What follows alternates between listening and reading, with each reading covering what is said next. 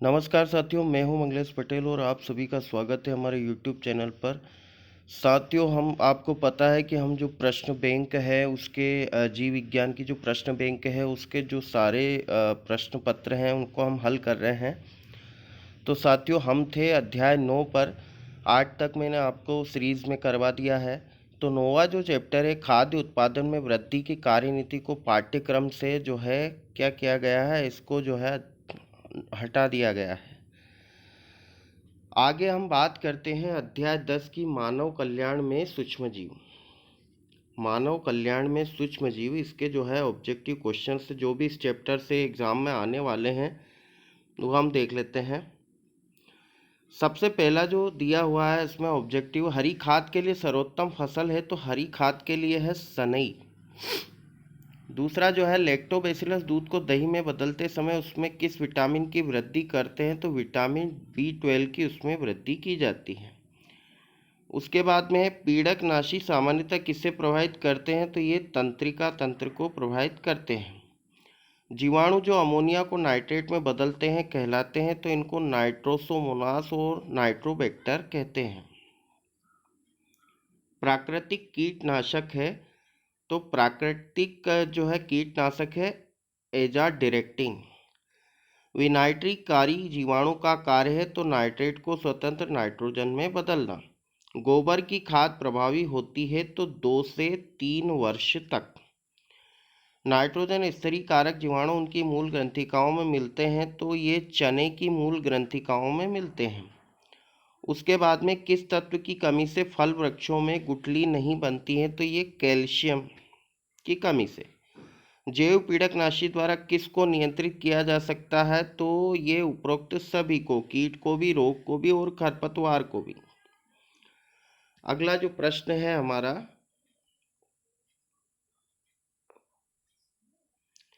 निम्न में से किसका उपयोग जैव उर्वरक के रूप में किया जा सकता है, तो इसका आंसर आ जाएगा एजोला का। उसके बाद में कवक का पादप जड़ों के साथ सहजीवी संबंध क्या कहलाता है, तो माइकोरहिजा कहलाता है। पादप कोशिका में विषाणु का प्रवेश स्थान है, तो घाव। VAM क्या है, तो VAM जो है एक प्रकार का कवक है।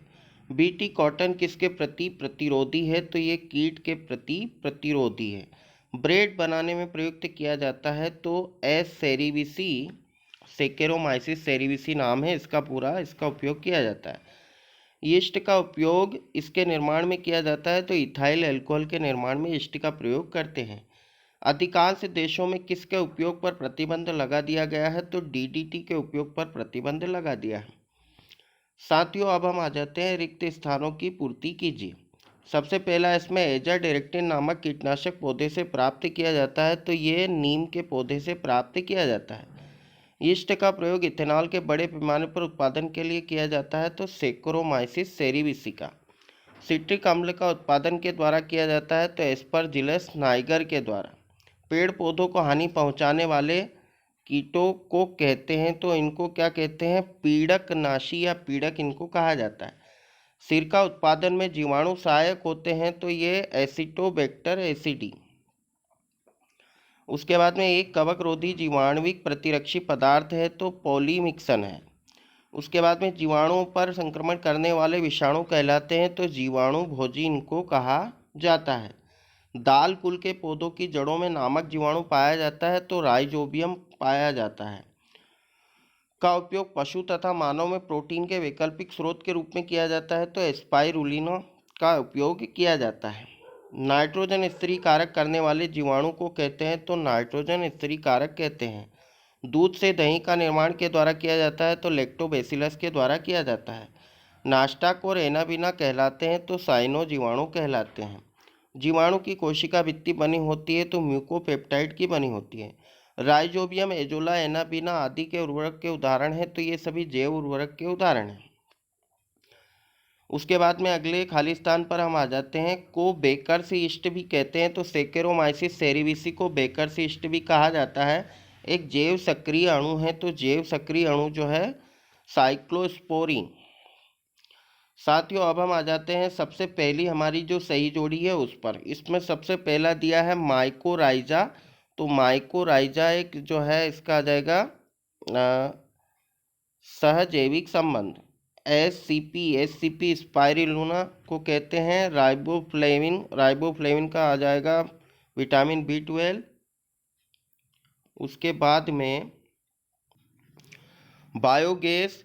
तो बायोगैस सभी को मालूम है साथियों, बायोगैस जो है मीथेन को कहा जाता है। एंटीबायोटिक, तो एंटीबायोटिक का जो है उसकी खोज किसने की थी? Alexander Fleming.